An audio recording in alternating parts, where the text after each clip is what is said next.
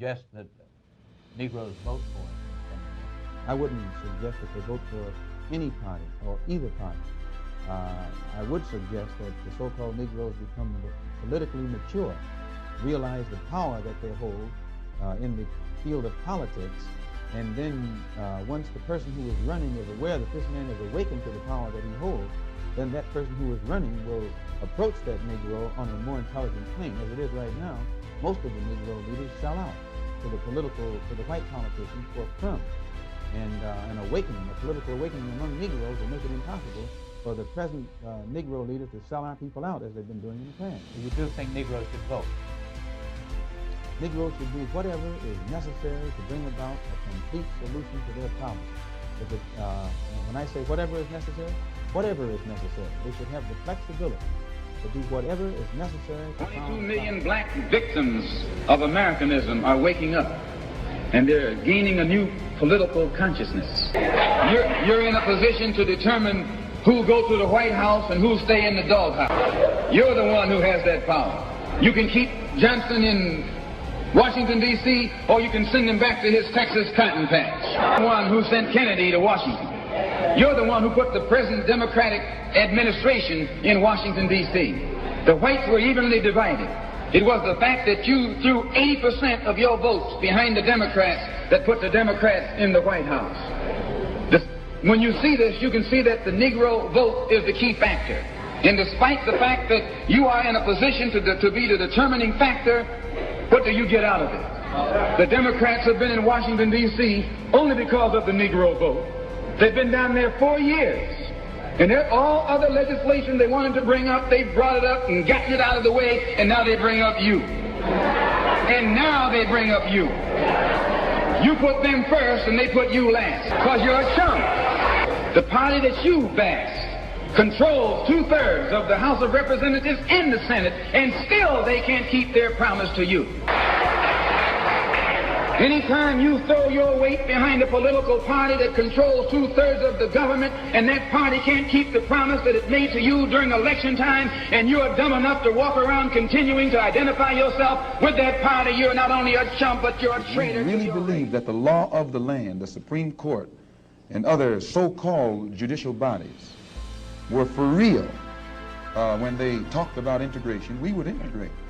And knowing that the law was on our side, and any effort we made to demonstrate toward integration, why, we would know the law should be on our side, if it's the law of the land.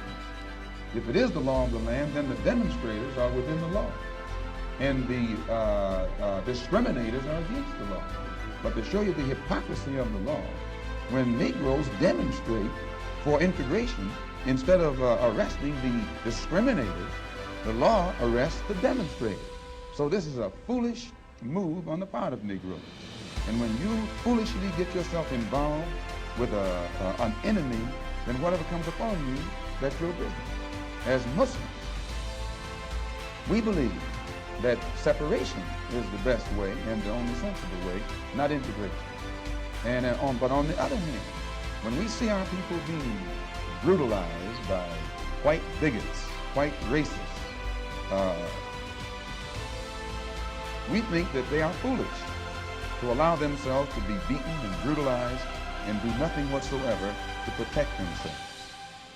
They are foolish. They should have the right to defend themselves against any attack made against them by anyone. If a dog is biting a black man, the black man should kill the dog. Whether the dog is a police dog, a hound dog, or any kind of dog. If a dog is sick on a black man, when that black man is doing nothing but trying to take advantage of what the government says is supposed to be his, then that black man should kill that dog, or any two-legged dog who sicks the dog on it. Should other black men help that particular person who was attacked?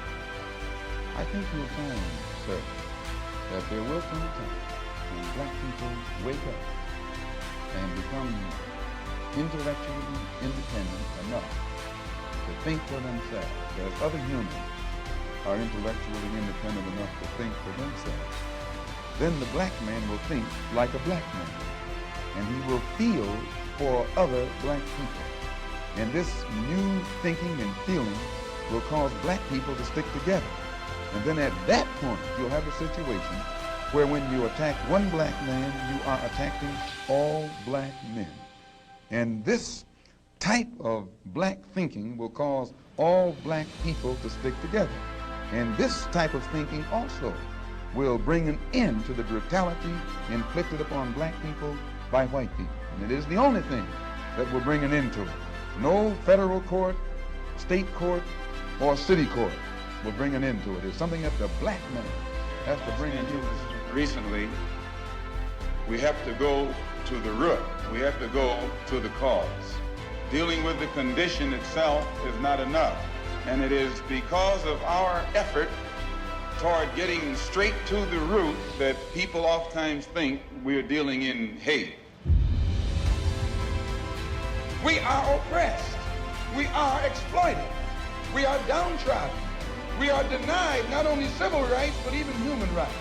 So the only way we're going to get some of this oppression and exploitation away from us or aside from us is come together against the common enemy. Who taught you to hate the texture of your hair? Who taught you to hate the color of your skin to such extent that you bleach to get like the white man?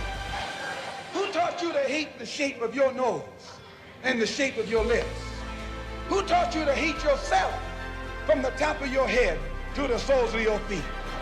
Who taught you to hate your own kind? Who taught you to hate the race that you belong to?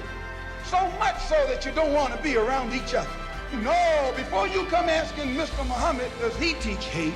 You should ask yourself, who taught you to hate being what God gave you? And I, for one, as a Muslim, believe that the white man is intelligent enough. If he were made to realize how black people really feel and how fed up we are without that old compromising sweet talk. Stop sweet talking. Tell him how you feel. Tell him what kind of hell you've been catching, and let him know that if he's not ready to clean his house up, if he's not ready to clean his house up, he shouldn't have a house. It should catch on fire and burn down.